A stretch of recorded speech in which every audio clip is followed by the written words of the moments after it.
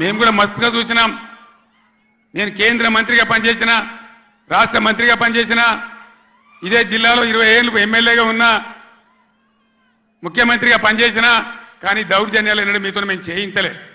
అనవసరంగా మీరు రాజకీయ చేసే వాళ్ళు చేస్తారు, మీకు అవసరం లేదు.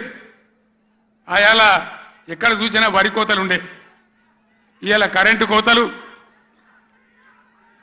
క్రాప్ హాలిడేలు. దయచేసి ప్లీజ్ 10 నిమిషాలు, నేను ఎక్కువ మాట్లాడను, 15 నిమిషాలు. నినాదాలు తర్వాత చెప్తాను తమ్ముడు. ఇదేంద్రా అంటే ఆ రోజు ఇవాళ ముఖ్యమంత్రి చెప్పిండు 2 లక్షల రుణమాఫీ డిసెంబర్ 9 తారీఖు.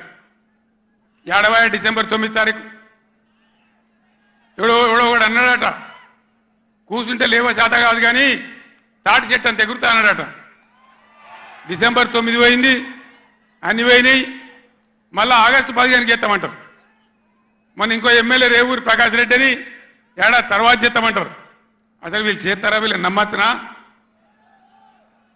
వీళ్ళను వంగదీసి వీళ్ళ మెడలు వంచి 2 లక్షల రుణమాఫీ చేయించే బాధ్యత బీఆర్ఎస్ పార్టీ మేము తీసుకుంటా ఉన్నాం. అందరం కలిసి యుద్ధం చేద్దాం. పార్లమెంట్ ఎన్నికల్లో బీఆర్ఎస్ అభ్యర్థులను గెలిపించండి, బీఆర్ఎస్ కు బలాన్ని ఇవ్వండి.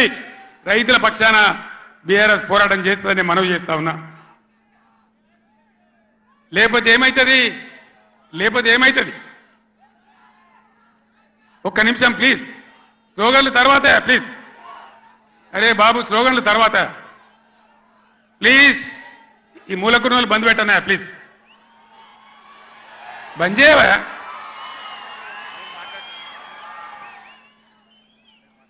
ఏం జరుగుతుంది చెప్పండి.